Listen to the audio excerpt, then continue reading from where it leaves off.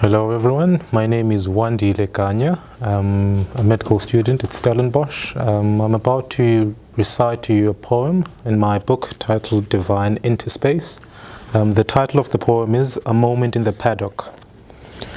How elegant a poise she exhibits, in such charming manner like a nymph, bears her weight with such gentle strides, as fragrant air passes gracefully through her braided mane. Her gaze, no light could evade such dark eyes, with powers to enchant the spirit in some divine interspace. She leaps, and my heart pounds. She leaps, and my heart pounds, as though we were one hybrid soul, merged by some metaphysical bond. I beseech you, mortal creature, conduct me to the powers that made your grace, that I may trammel their stores and bind them to my faculties and all my natural capacities in immortal union, or transmute my human form to a virile colt that may stride with you in this desolate paddock, to hear your silent voice, to nurse your unseen gauze, to gentle the howling winds, to cleanse the sacred well, to harness nature's depressed powers and revive the living into an intense harmony once again. Suspended in mid-air she leaps, and my heart now leaps with her. Merged by some eternal bond, we wander with heaven's seraph, whose great wings beating gives force to the fiery ether. Helplessly clinging beneath its mighty wings, we pierced the lowly domes of earth, transcending from firmament to firmament. There was overwhelming giddiness upon our descent, which seemed to lift us afloat, till we stood on a long serpentine path which led to nowhere, made of marble stone and cypress wood. We beheld a chariot moving slowly afar, its passenger a nonchalant man whose long unfolded robes hung loosely on his frame, pulling his hoary beard forth.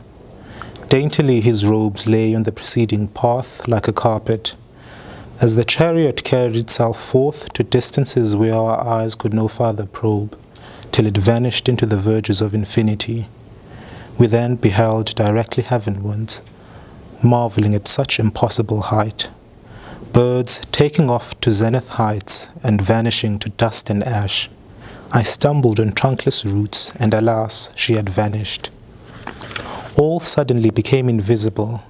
I remained mere conscious of drowsed senses. Wreaths of heavy white smoke descended in immense magnitude, interfusing to one continuous flow.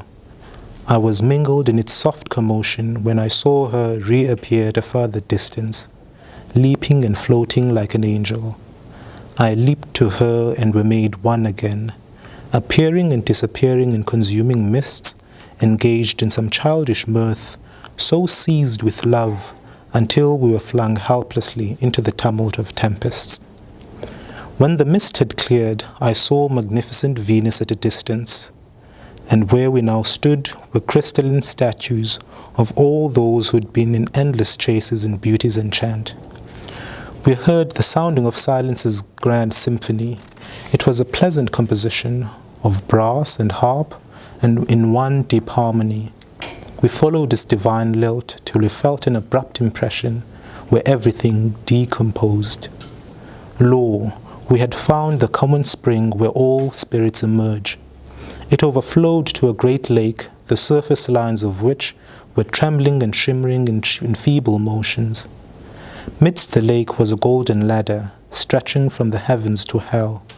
Above was a conglomeration of heavy snow-white clouds and lightning, and below was immense and impenetrable darkness. Fear gripped like a serpent tightly round my feeble heart. Just when my strength could no longer hold the tempest's hurling force, appeared the Tower of Time, made of crystal and sandstone. It jut out like an iceberg midst the lake. A nymph appeared before us and once uttered, "Pass the glen before the clock strikes 12, lest you shall also become stone."